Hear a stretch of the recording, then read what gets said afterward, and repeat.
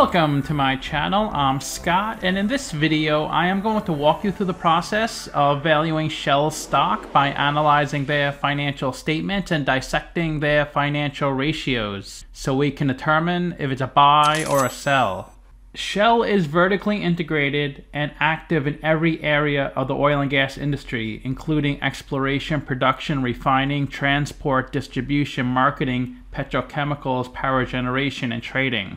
The company is headquartered in London, UK, and was founded in 1907. The ticker trades on the New York Stock Exchange, Deutsche Börse, Mexican Bolsa, Seashore, Buenos Aires, Bulgaria, Amsterdam, Prague, and London Stock Exchange. Let's get started with the model. This is a large cap company, 193 billion market cap. They're trading at $50 a share, and they have 3.9 billion shares outstanding. Let's look at their financials. The way you value a company is you estimate the free cash flows into the future, and then you discount those numbers back to today's value. That's what we're doing in this video. And free cash flow is cash flow from operations minus capital expenditures. So you can see they have lots of free cash flow, 19 billion way up to 32 billion. Free cash flow is the cash that's remaining for you, the investor. Net income is the profit or loss on the income statement. It's revenue minus expenses. They had a big negative in 2020, and then it's over 22 billion in the trailing 12 months. Revenue is the sales for the company. That was highest in 2019. It's almost 300 billion in the trailing 12 months, but I'm pretty sure 2022 will be their biggest year ever.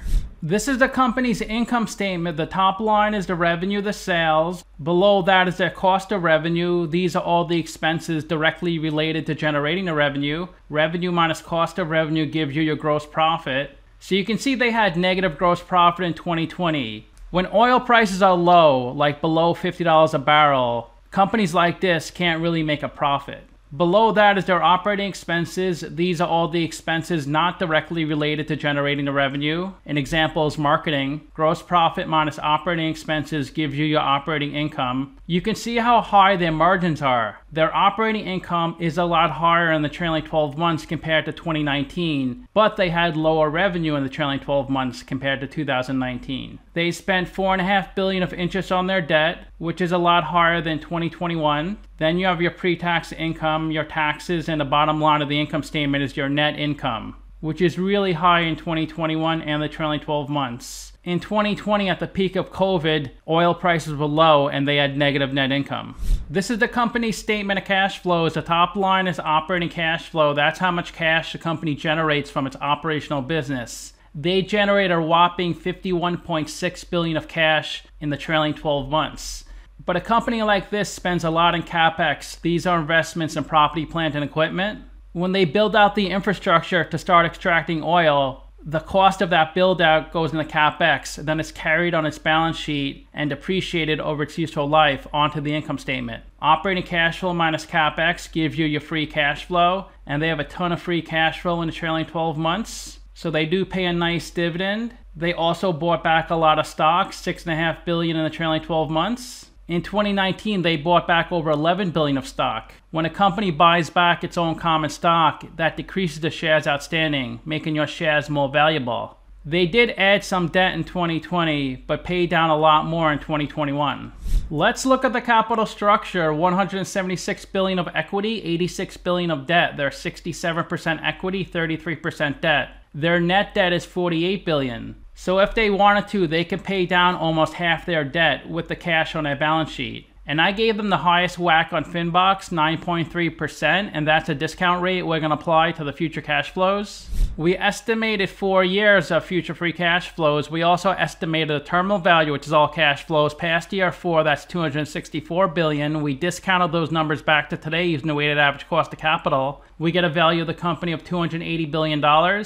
We divide that by 3.9 billion shares, and we get a calculated stock price of $72. They're trading at $50, so they're trading at a 31% discount. It's a buy according to the model. Their revenue target for 2024 is 323 billion. For 2023, it's 336 billion, and for 2022, it's 370 billion. I continued this trend into 2025, and I got 310 billion. That's how I got their future revenue estimates. They convert on average 9% of their revenue into free cash flow, so I multiplied their future revenue estimates by 9%. That's how I got their future free cash flows.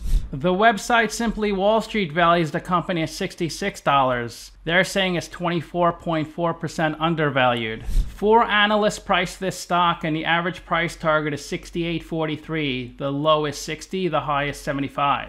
The stock was trading above $70 a few years before COVID. Then it dropped to the low 20s, and a couple weeks ago it broke through 60, but it has regressed. It's trading at $50. It's kind of surprising that the stock price was higher in 2018 and 2019 than it is now, because the price of oil is so high right now. This red line is the price of Brent crude, the green line is Chevron, the yellow is Exxon, and the company we're looking at, SHEL, is the blue line. You can see all 4 lines were pretty much tracking each other until the beginning of 2021. The price of oil shot up a lot, but the stock price in these 3 companies didn't go up nearly as much as the price of oil did. Chevron did the best. In the past 5 years, this stock is down 8%, while the price of Brent crude is up 139%. They were paying a higher dividend before COVID, 94 cents a share. They dropped it to 32 cents, but it has come up to 50 cents since then. That's a yield of 4%, which is 35% of their net income, 24% of their free cash flow.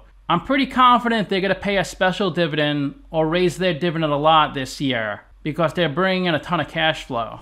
From 2011 to 2020, their dividend yield was at least 4.5%. It hit 9% in the beginning of 2020 when the stock price came down a lot. The forecast is for the yield to be 4.4% by 2024. They have a beta of 0.79, so the stock is less volatile than the market. It's gone up 23% in the past 52 weeks, while the S&P is down 13%. The 52-week low is 36. The high is 62. The stock is trading below its 50-day, slightly above its 200-day moving average. 6.5 million shares are traded each day on this stock. Pretty much all the shares outstanding are on float. 7% are held by institutions, and only 0.18% of the shares are shorted. They've only done 1 stock split in 1997, 25 years ago, a 4-for-1. If you invested $10,000 into this company 10 years ago, you'd have $13,000 today. That's a 29% return, a 2.6% annual return. The CEO's annual salary is $1.8 million, and their total compensation package is $8.4 million. But back in 2018 and 2019, their total compensation package was over $20 million. 63% of the company is held by the general public, 37% by institutions, and a really small percentage by insiders. Their employee count has gone down a little bit over the years. It was 90,000 in 2016. They're currently at 82,000. Here's a list of their top 10 biggest shareholders. BlackRock is the biggest at 7%. Norges Bank, Vanguard, State Street, Fidelity, and Amundi, the French asset manager, at 0.7%. Let's look at their financial ratios. A really good PE of 8.7. That's stock price over earnings per share. The way you calculate earnings per share, it's net income over shares outstanding. Another way to calculate the PE is market cap over net income. Price to sales of 0.7. That means their revenue is higher than their market cap. An easy way to calculate price to sales is market cap over revenue. Price to book of 1.1 and an amazing price to free cash flow of 6. Their return on invested capital is 10%. They can cover their interest payments 6.5 times, an ROE of 12.5%. Their current assets are higher than their current liabilities. Same thing with the quick ratio. Their free cash flow in the trailing 12 months was over $32 billion, working capital of over $38 billion, and they paid out $7.7 billion of dividend payments. So the company is really well capitalized. The best way to look at ratios is to compare them to companies in the same industry. There are 19 companies in the same industry as SHEL, and if SHEL has a number in red, they're worse than the average. If they have a number in blue, they're better than the average. They spend more on CapEx than any other non-Chinese company, a good debt to equity ratio, higher dividend than average, higher free cash flow than average. They rank 3rd in market cap of the 19 companies. Their price to book, price to earnings, and price to sales are better than average, not their price to free cash flow. They generate lots of revenue, but their 5-year annual revenue growth rate is only 3%. ROA of 5% and ROE of 13%. So to summarize, I have them trading at a 31% discount.